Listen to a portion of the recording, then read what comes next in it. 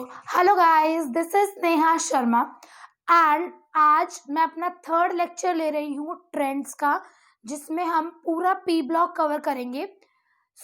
अगर आप 11th में हो तो आप 13th और 14th ग्रुप तक ही वीडियो देखें and if you are in 12th तो 13 से देखें। ऐसा ना सोचे कि 12th में 15 से 18 तक है तो वही देखेंगे, पूरा देखना है क्योंकि आपको नीट देना है अभी। ठीक है, तो नीट में पूरा आएगा, तो 12th वाले और ड्रॉपर्स पूरा स्टार्टिंग से एंड तक देखिए वीडियो को। And if you are in 11th तो 13th ग्रुप अभी मैं बता रही हूँ, इसके बाद 14th ग्रुप तक ही आप देखिए। आगे आप जब 12th में आओगे तब आपको समझ आएगा, अभी से ज्यादा पढ़ने की जरूरत नहीं है इसमें। ठीक है, so guys let's get started. Okay, सबसे पहले एटॉमिक रेडियाई की बात करेंगे। तो जनरली क्या हम पढ़ते हैं कि जो एटॉमिक रेडियस होता है डाउन द ग्रुप आने पे वो क्या होता है, वो बढ़ता है। ठीक है, जैसे जैसे हम डाउन द ग्रुप नीचे आते जाएंगे एटॉमिक रेडियस जो होगा वो बढ़ेगा। लेकिन इन दिस केस यहां पर चेंज है ना। रुको, मैं आपको ग्रुप 13 के एलिमेंट्स एक बार बता देती हूँ। तो 13 में कौन होता है, इसका ट्रिक देखो। बाल गंगाधर इन तालाब, ये ग्रुप 13 के एलिमेंट्स है। ट्रिक का मैं आगे लिख दिला के बोलती हूँ। बाल, फिर ये है गंगाधर,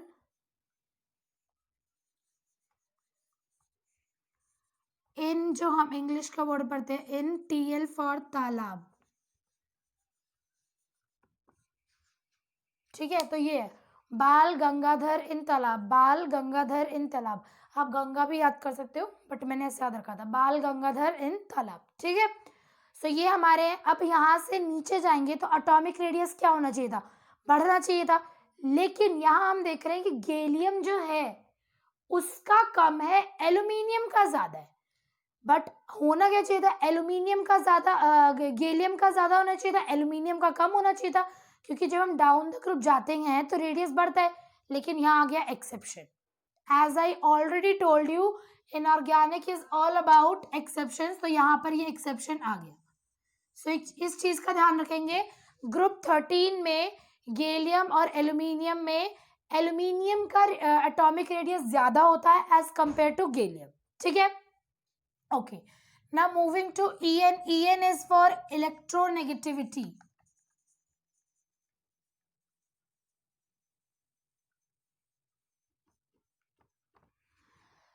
इलेक्ट्रोनेगेटिविटी, अब इलेक्ट्रोनेगेटिविटी का ऑर्डर ये, तो अब ये ऑर्डर ऐसे याद नहीं होगा, आपको याद रख क्या रखना है, ये याद रखना है, ये चीज decreases up to aluminium then increases, but boron is highest. सबसे पहली चीज, बोरोन की जो इलेक्ट्रोनेगेटिविटी होती है वो सबसे ज्यादा होती है अपने ग्रुप में, पहली चीज तो ये लिखनी है। ठीक है, उसके बाद एल्यूमिनियम तक इलेक्ट्रोनेगेटिविटी डिक्रीज होती है, उसके बाद इलेक्ट्रोनेगेटिविटी इंक्रीज होती है।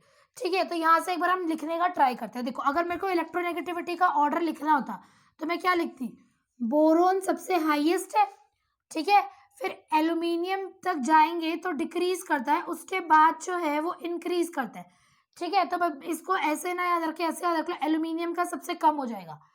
फिर ये इंक्रीज कर रहा है, यहाँ गैलियम से टेलुरियम तक आने के लिए ये इंक्रीज कर रहा है, तो सबसे ज्यादा TL का हो जाएगा, फिर आ जाएगा IN, फिर आ जाएगा गैलियम, और फिर सबसे लास्ट में आ जाएगा एल्यूमिनियम। यही ऑर्डर बन गया।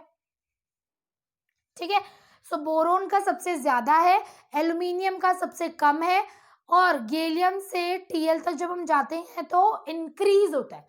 तो इंक्रीज, यहाँ इंक्रीज हुआ, फिर यहाँ तो सबसे ज्यादा इंक्रीज हो गया, तो ये सबसे ज्यादा हो जाएगा आफ्टर बोरोन।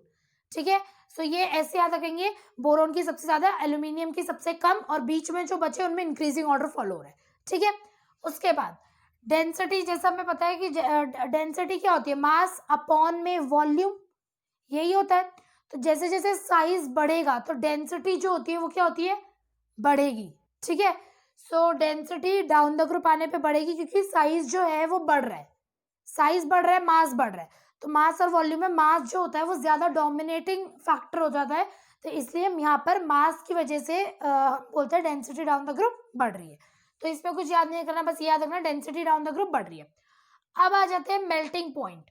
मेल्टिंग पॉइंट की बात करें तो melting point down the group decrease हो रहा है। देखो मेल्टिंग पॉइंट और बॉइलिंग पॉइंट ग्रुप 13 में डाउन द ग्रुप डिक्रीज होता है, लेकिन ये लेकिन पीछा नहीं छोड़ता इनऑर्गेनिक में।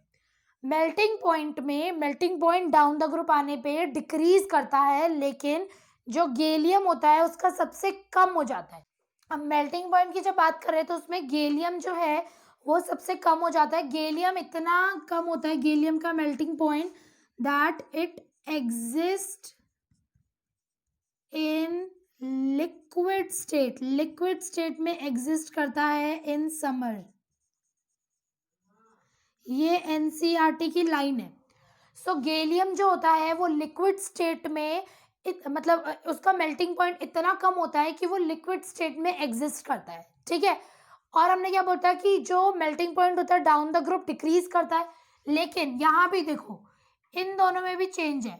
ऐसे तो डिक्रीज करके टेलुरियम का कम होना चाहिए था, इंडियम का ज्यादा होना चाहिए था, बट इंडियम का कम है, टीएल का मेल्टिंग पॉइंट ज्यादा है, तो इसको भी ध्यान रखेंगे। दो चीजें हैं इसमें।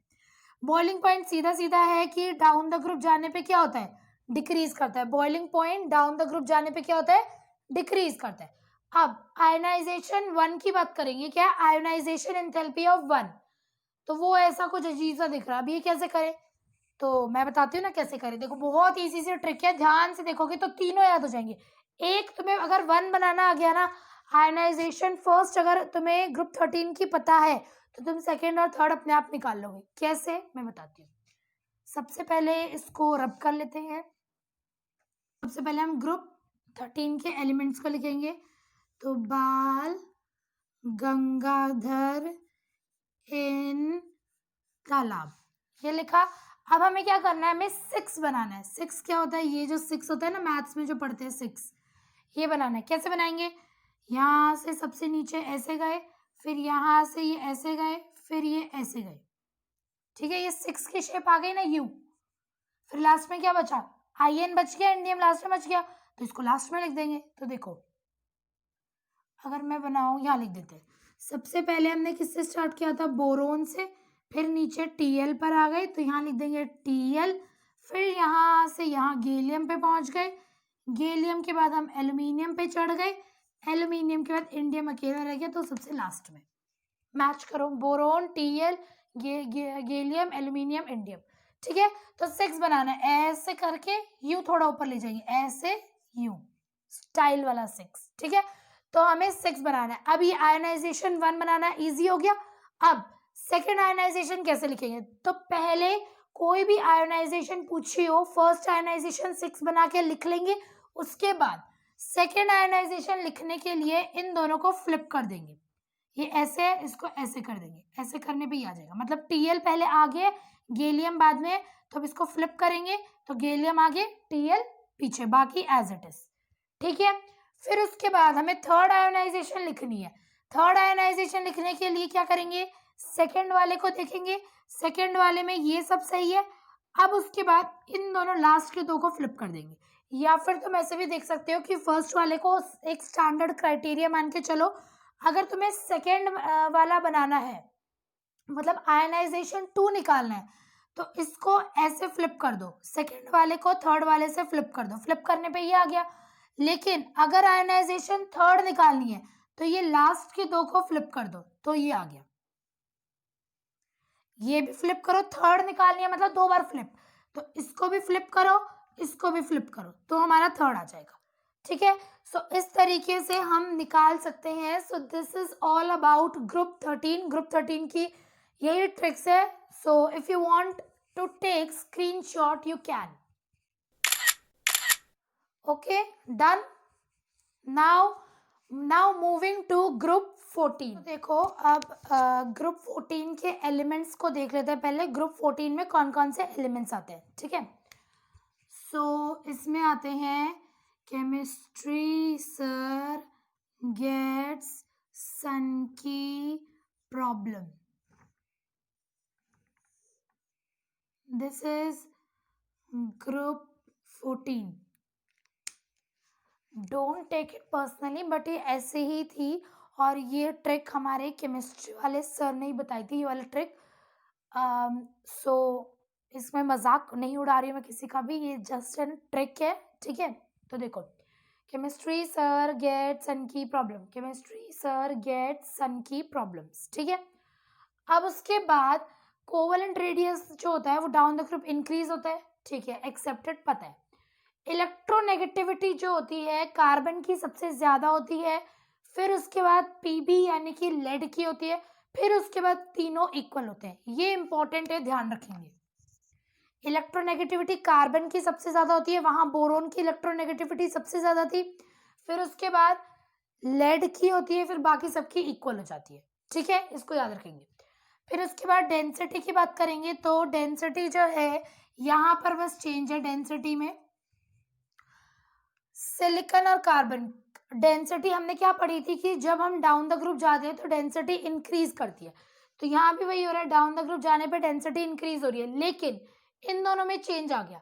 कार्बन और सिलिकॉन में सिलिकॉन की डेंसिटी ज्यादा होनी चाहिए थी, लेकिन कार्बन की डेंसिटी ज्यादा है, ठीक है। सो एक इस चेंज को भी याद रखेंगे। तो डेंसिटी की हमने दो ही अभी तक देखे, एक तो हमने ग्रुप 1 में देखा था पोटेशियम और सोडियम की। पोटेशियम और सोडियम में पोटेशियम की डेंसिटी ज्यादा होनी चाहिए सोडियम से, लेकिन सोडियम की ज्यादा होती है। सिमिलरली यहाँ पर भी ग्रुप 14 में कार्बन और सिलिकॉन में सिलिकॉन की ज्यादा होनी चाहिए थी कार्बन से, बट कार्बन की डेंसिटी सिलिकॉन से ज्यादा होती है, ठीक है। तो ये याद रखेंगे, दो ही अभी तक देखे। फिर बॉइलिंग पॉइंट डिक्रीज करता है डाउन द ग्रुप, ग्रुप 13 में भी हमने यही पढ़ा था कि boiling point down the group decrease करता है, दोनों में सेम है, ठीक है। उसके बाद मेल्टिंग पॉइंट की बात करेंगे, तो मेल्टिंग पॉइंट जो होता है यहाँ पर चेंज है बस लास्ट के दो में, ये ऐसे लिखा हमने, मेल्टिंग पॉइंट भी डाउन द ग्रुप क्या हो रहा है, डिक्रीज हो रहा है, लेकिन यहाँ लास्ट के दो में फ्लिप हो गया। अगर हम नॉर्मली देखते हैं तो ये ऑर्डर कुछ ऐसे करके बनता है, ऐसे, लेकिन यहाँ लास्ट के दो में चेंज हो गया, पीबी ऊपर आ गया, एसएन नीचे आ गया, पीबी का ज्यादा हो गया, एसएन का कम हो गया, ठीक है। तो ये याद रखेंगे। फिर आयनाइजेशन 1 और 2 जो होती है, आयनाइजेशन एंथैल्पी 1 एंड 2 दोनों इक्वल होती हैं, और वो डाउन द ग्रुप जाने पे क्या होती है, डिक्रीज करती हैं, लेकिन अब इसमें चेंज कहाँ पर आ गया, यहाँ लास्ट के दो में चेंज आ गया, ठीक है। फिर थर्ड और फोर्थ की बात करेंगे, तो लास्ट के दो में तो चेंज है ही, प्लस इनको भी फ्लिप कर दिया, इसमें भी चेंज आ गया, ठीक है। सो देखो, आयनाइजेशन अगर तुम्हें फर्स्ट पता है तो तुम सारे निकालोगे। ग्रुप 13 में भी फर्स्ट आयनाइजेशन 6 बना के निकाल लेते हैं, फिर सेकंड आयनाइजेशन निकालने के लिए सेकंड और थर्ड वाले को फ्लिप कर देते हैं, थर्ड आयनाइजेशन निकालने के लिए सेकंड और थर्ड तो फ्लिप होते ही हैं, उसके साथ साथ लास्ट के दो को भी फ्लिप कर देते हैं, है ना। अब यहाँ ग्रुप 14 में क्या है, फर्स्ट और सेकंड आयनाइजेशन इक्वल है और डाउन द ग्रुप डिक्रीज हो रही है, लेकिन लास्ट के दो में फ्लिप है। फिर थर्ड और फोर्थ आयनाइजेशन इक्वल है, लेकिन जो फर्स्ट और सेकंड है वो लिख लिया, फर्स्ट आयनाइजेशन लिख ली, उसके बाद फर्स्ट आयनाइजेशन में लास्ट के दो में फ्लिप हो गया, थर्ड और फोर्थ में लास्ट के दो के साथ साथ शुरू में भी फ्लिप है, ठीक है। तो बस इस तरीके से याद कर लेंगे। सो ये बस यही एक ऑर्डर था। सो इन चीजों को यार याद रखेंगे, और अब एक बार एक कंपैरेटिव देख लेते हैं तीन चार चीजों का ग्रुप 13 और ग्रुप 14 में, ठीक है। सो ये रहा कंपैरिजन। सो ये तीन कंपैरिजन है। अगर हम आयोनाइजेशन एंथैल्पी की बात करें ग्रुप 14 और ग्रुप 13 में, तो ग्रुप 14 की आयोनाइजेशन एंथैल्पी ज्यादा होती है। क्यों ज्यादा होती है कि अलोंग द पीरियड अगर हम देखें 13 इधर है 14 इधर है, तो अलोंग द पीरियड जब हम जाते हैं तो फोर्स ऑफ अट्रैक्शन जो होती है वो बढ़ती है, तो फोर्स ऑफ अट्रैक्शन सिंस बढ़ रही है तो उस वो जो आउटर मोस्ट शेल में जो इलेक्ट्रॉन है उसको निकालना टफ होता जा रहा है, ठीक है। सो वो एक रीजन है। तो ग्रुप 14 की आयोनाइजेशन ज्यादा होती है ग्रुप 13 से। मेल्टिंग पॉइंट और बॉइलिंग पॉइंट भी ग्रुप 14 का ज्यादा होता है as compare to group 13। Melting point तो सीधा लैटिस पर डिपेंड करता है, ठीक है। सो उस तरीके से हम देख लेंगे। तो बस ये तीन कंपैरिजन है, छोटी सी बात है, इसमें ज्यादा कुछ नहीं है, तो पता ही है आप लोगों को, ठीक है। सो अब 11th का काम यहाँ पे खत्म हो गया। 11th की इनऑर्गेनिक हमने कर ली। अब नाउ मूविंग टू 12th। तो 12th की अब हमने कहाँ तक करा है, 14th ग्रुप तक करा है। तो नेक्स्ट हम पी ब्लॉक जो कंटिन्यू कर रहे हैं, ये देखो ऊपर आई बटन में आपको लिंक मिल जाएगा। 15, 16, 17, 18 ये सारे हम पी ब्लॉक के एलिमेंट, पी ब्लॉक के ग्रुप्स को वहां पर डिस्कस कर रहे हैं, ठीक है। So now and I am ending this video. So guys, अगर वीडियो अच्छी लगे तो please hit the like button and don't forget to subscribe my channel and press the bell button. So thank you and bye bye.